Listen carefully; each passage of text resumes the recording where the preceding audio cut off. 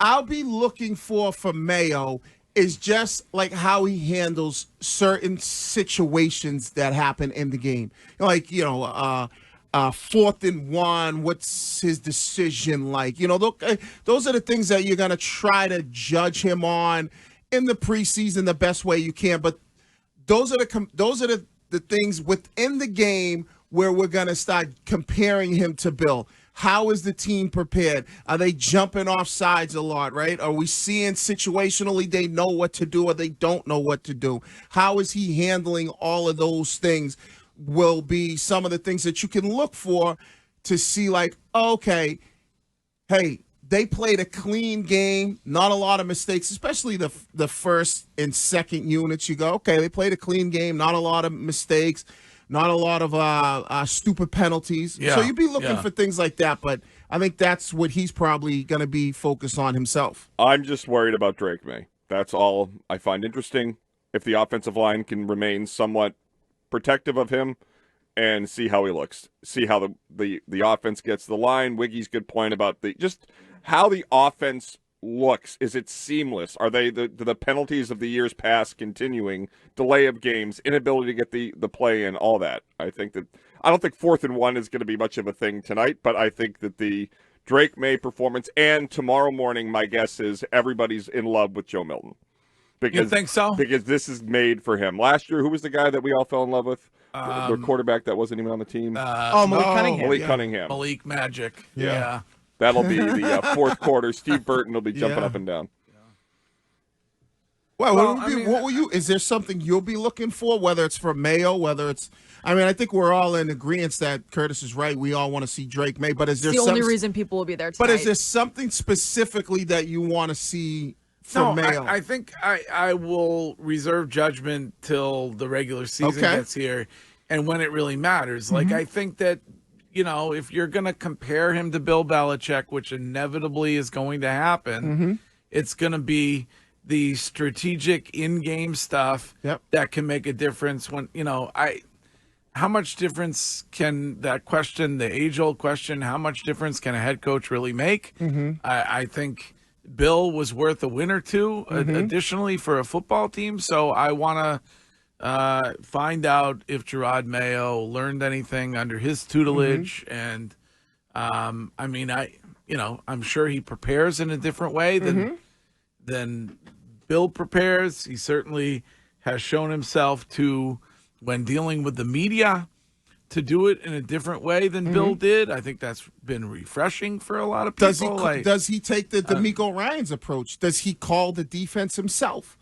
Or does he let DeMarcus Covington do that?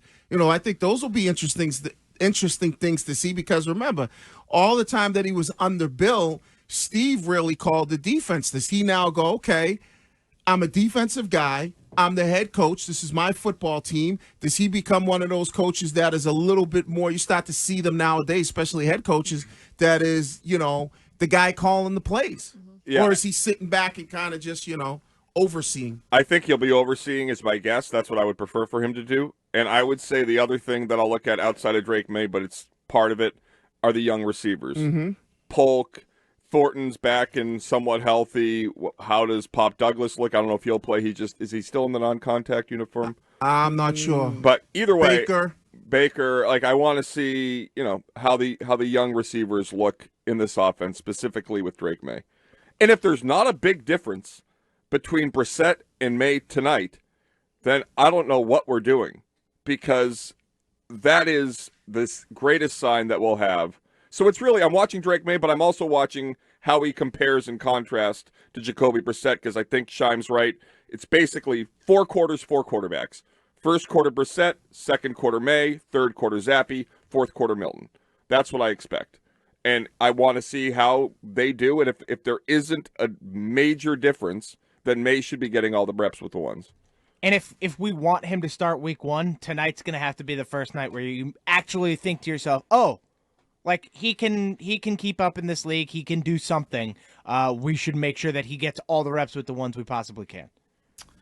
I heard Tom E. Curran on this radio station maybe Monday discuss how, from his perspective, Jacoby Brissett has surprised him when it came to the way he has looked so far in camp. I think Christian Fourier basically said that as well. Christian was speaking glowingly about him, and he told us that while we've on this show been kind of nonchalant about the difference between Jacoby and Drake and how many games can Jacoby really win us or how many games can Drake really lose us, he said that it's worlds different between Jacoby and Drake.